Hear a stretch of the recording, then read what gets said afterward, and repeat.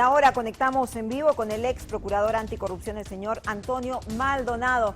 Mucho de qué hablar el día de hoy. Este operativo, este allanamiento de la Fiscalía a nivel nacional es prácticamente sin precedentes.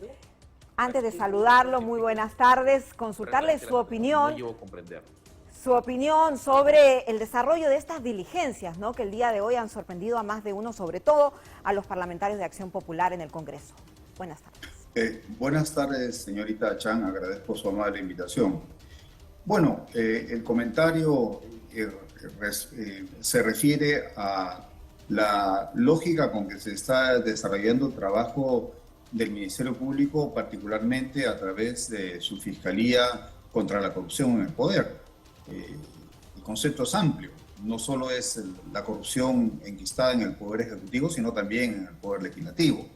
Entonces, esta operación, que como usted bien dice, tiene importante significado, es apenas la lógica consecuencia de la creación de una fiscalía que está investigando estos hechos que son muy graves y que no pueden quedar en impunidad de ninguna manera. También la reacción del presidente Pedro Castillo, que lo pudimos ver a través de su cuenta en Twitter, responsabilizando, ¿no?, a la Fiscalía de la Nación en caso de que le pase algo a su madre. Los culpa directamente, esto porque la madre se encontraba en la vivienda de la hermana en San Juan del Lurigancho cuando llegaron los policías y bueno, todos los miembros de la Fiscalía, y la señora sufrió una descompensación. Pero este tipo de reacciones, culpando a un poder tan importante como el Ministerio Público, ¿usted cómo lo analiza? Mire, es una reacción de carácter subjetiva y que no tiene fundamento en la realidad. El Ministerio Público está llevando a cabo sus acciones de investigación cumpliendo con sus legales atribuciones, siendo, entre otras, la principal la investigación del delito, el ejercicio de la acción penal, el aportar la carga de la prueba, lo que se conoce como el onus probandi, y además de ello, el contexto en el cual está actuando el Ministerio Público en la investigación de estos casos no es un contexto como conocimos en el pasado, donde el Ministerio Público y otras instituciones de la justicia habían sido capturadas por el poder de facto, por una dictadura. Entonces, lo puedo decir, además, desde mi experiencia comparada, porque yo trabajo en la región, tanto en América del Sur como en América Central, y yo veo las actuaciones de otros ministerios públicos que sí están políticamente motivadas y que se traducen, se expresan en actuaciones arbitrarias e ilegales. Este no es el caso. Con todas sus imperfecciones, el sistema de administración de justicia está haciendo lo que corresponde, lo que debe hacer. O sea, no hacerlo, esa sería la irregularidad, no lo que está haciendo. Sí, ¿y esto cómo perjudica las investigaciones? Porque claramente está enfrentado el Poder Ejecutivo, liderado por el presidente Pedro Castillo, con el Ministerio Público, con la Fiscalía, liderada por la señora Patricia Benavides. Hay denuncias por ambas partes y al parecer eso de la colaboración que siempre indicaba el mandatario, que estaba llano, ¿no?, a todas las indagaciones pertinentes, no se estaría dando.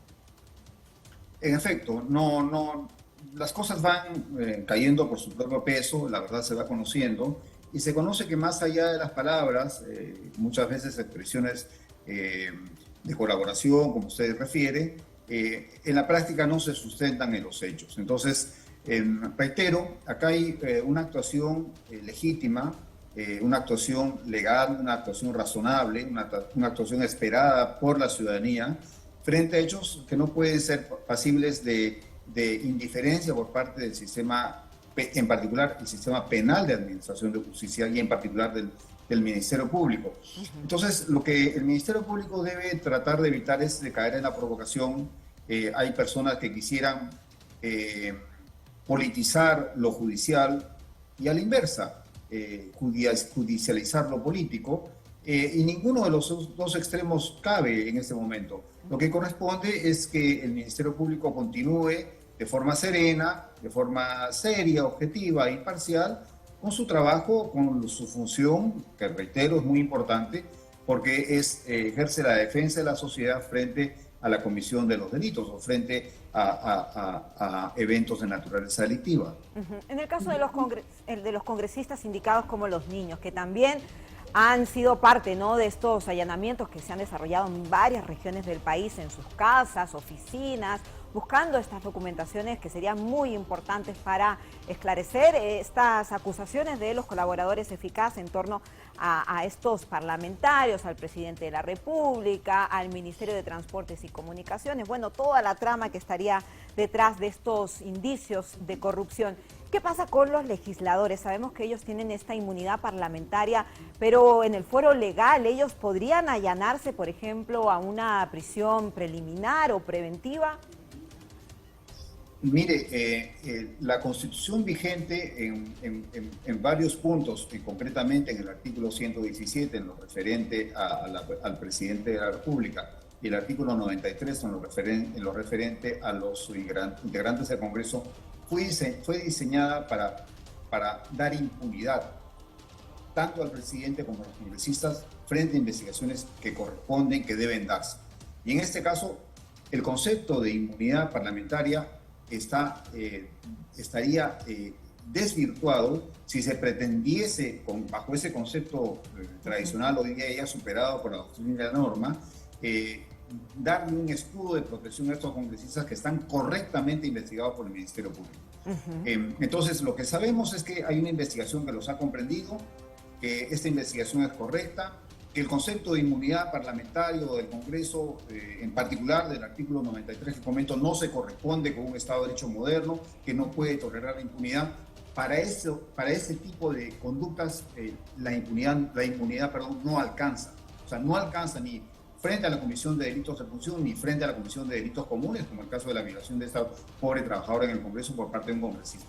Para eso no hay inmunidad. La inmunidad tiene otro concepto. Entonces, sobre si podrían imponerse alguna medida de coerción personal, solicitarse, etcétera, por supuesto que tendría que requerirse de la autorización del Congreso, el Ministerio Público a través del despacho de la Fiscal de la Nación tendría que solicitar esa autorización, pero sobre todo estar muy bien fundada, tanto en hechos como en fundamentos de derecho, y sobre todo satisfacer los rigurosos estándares sobre, en este caso, prisión preventiva, establecidos no solo en el ámbito nacional por la Corte Suprema de la República, sino también en el ámbito internacional, en particular los que se refieren a los estándares sobre prisión preventiva establecidos por la Comisión Interamericana de Derechos Humanos. Y lo que genera preocupación para muchos analistas es estas declaraciones que acaba de brindar el congresista de Acción Popular, sindicado como uno de los niños, Elvis Vergara, que no descarta pedir asilo en otro país. ¿Qué ocurriría si esto se llega a concretar?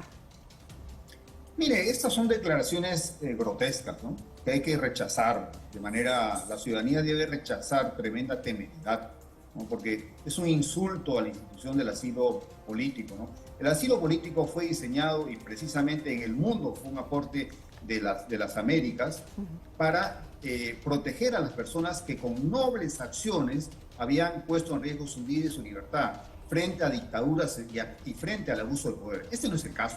Este no es el caso. Por tanto, estas declaraciones yo en lo personal las rechazo de manera categórica, son profundamente irresponsables. El asilo político no sirve para eso. Está este señor insultando la institución del asilo político y por eso hay que rechazarlas. Ok, y precisamente varios de los parlamentarios, ¿no?, los niños, como les reconoció Karelyn López y como han sido llamados, indican que esto se trataría de un show mediático y le bajan el perfil y la responsabilidad a todo el trabajo que está realizando el Ministerio Público. ¿Usted cómo podría, identificar este tipo de reacciones ante una diligencia fiscal tan importante que se está llevando a cabo? Mire, es lo que hemos vivido a lo personal cuando investigamos diversos casos en el marco del ejercicio de la Procuraduría ad hoc Fujimori y Montesinos. En ciertos casos, eran todos importantes, pero en ciertos casos millonarios investigados de nacionalidades que no eran la peruana, desplegaron campañas de descalificación contra todo el sistema penal anticorrupción, incluyendo la Procuraduría ad hoc. Esto lo vemos no solo en el Perú, lo vemos en todas partes donde se investigan fenómenos de corrupción del poder. Así que es natural, no es natural, sino quiero decir, es explicable, es la reacción de quienes desesperadamente buscan descalificar una acción legítima, una acción sobre todo legal. Porque recordemos que el concepto de legitimidad y legalidad de la intervención de los órganos de justicia no es un concepto poético, no es un concepto de novela, es un estándar riguroso que está definido por las Naciones Unidas y en particular por el Grupo de Trabajo sobre Prevención Ilegal y Arbitraria de la Libertad. O sea que no estamos hablando de cosas que suenan bien a los oídos de estos señores. Y que lamentablemente lo hemos visto, como usted indicaba, en otros países de la región, como en Argentina, ¿no? Que le estaban realizando también el Ministerio Público indagaciones a la expresidenta, la señora Cristina Kirchner, y eran muy cuestionados, y es parte de su labor, ¿no? Precisamente realizar ese tipo de indagaciones. Bueno, finalizamos. Y ahí se valora la valentía de los actores que, a pese a esas descalificaciones, siguen adelante en su trabajo serio y valiente. Valiente, sobre todo. Muchas gracias entonces por su análisis, ex procurador, el señor Antonio Maldonado, muy amable. Y seguimos con más.